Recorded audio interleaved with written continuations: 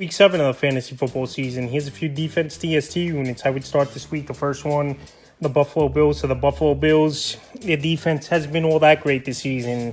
Obviously, their offensive won most of their games 4-2 on the season.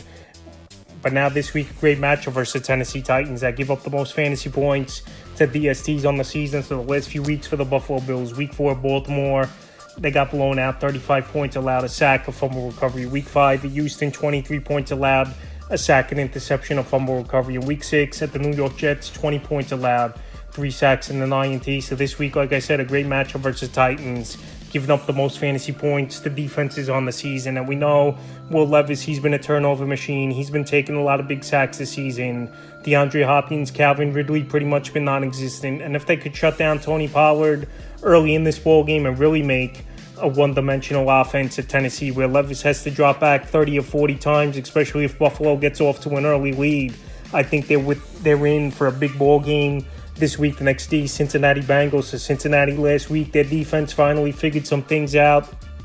I know the Giants missed a few field goals in that ball game, Cincinnati Bengals, but the last couple weeks they bounced back on track, and this week is another streaming option to start at the Browns. They give up the third most fantasy points to the DSTs on the season. And now with Amari Cooper traded away, Jerome Ford's going to be out, even though Nick Chubb is back in the lineup most likely for this Cleveland Brown team. I think they could get pressure on Watson a few times.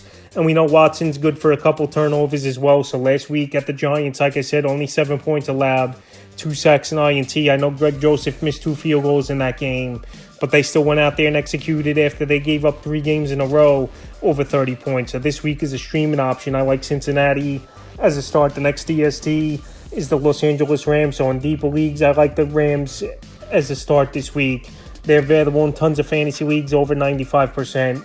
And the last couple weeks, believe it or not, the defense has been serviceable, and they're only giving up low teens, mid-20s most of the games this season. Week 3 versus San Francisco, 24 points allowed, a sack, a fumble recovery. Week 4 at the Bears, 24 points allowed, 3 sacks. Week 5 versus Green Bay, 24 points allowed, 2 sacks, pick 6 in that one.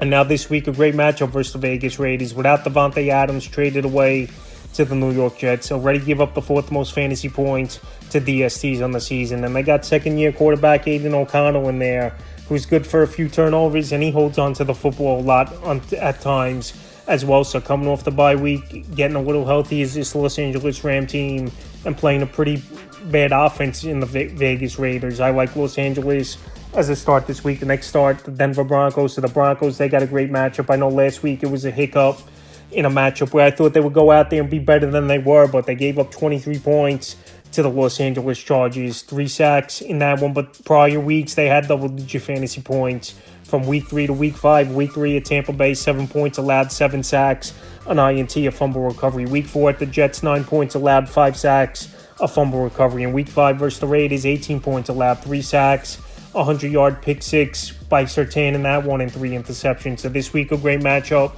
at the Saints, give up the 10th most fantasy points to DSTs on the season.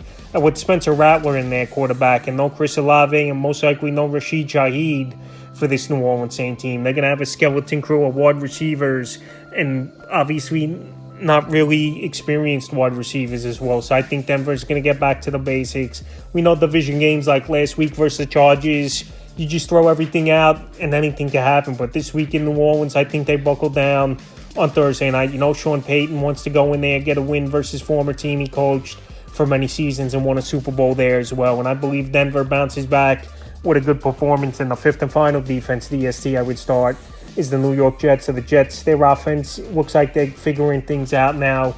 Look pretty decent, I believe, versus the Buffalo Bills in Week 6. And now they're getting Devontae Adams. But the defense has to play a little bit better. And the problem's been with this DST, they just don't create turnovers has been the issue with New York. But this week, a good matchup with the Steelers. Not a high-powered offense. Russell Wilson most likely in their quarterback. And I believe Justin Fields gave the Steelers team a best chance of winning over, obviously, Russell Wilson. But Wilson's going to get in there for his first game action of the season.